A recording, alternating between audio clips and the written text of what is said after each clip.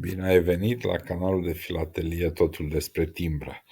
Astăzi vom discuta despre cel mai scump ziar din lume, un ziar moldovenesc, Zimbrulu Vulturulu, care este cel mai scump ziar din lume datorită celor 8 timbre capete de bouri de 5 parale din a doua emisiune din 1858 aplicate pe acesta.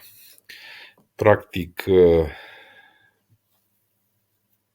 ziarul era tipărit la Iași și a fost trimis spre Galați, iar datorită faptului că coletul era foarte greu, a primit o francatură de 8 capete de bouri ștampilate cu o ștampilă rotundă foarte frumoasă de Iași.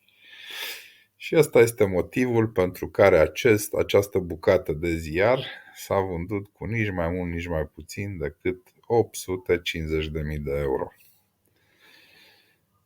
Dați-ne un subscribe ca să fiți la curent cu tot ce mai postăm pe aici și vă așteptăm la videourile noastre următoare.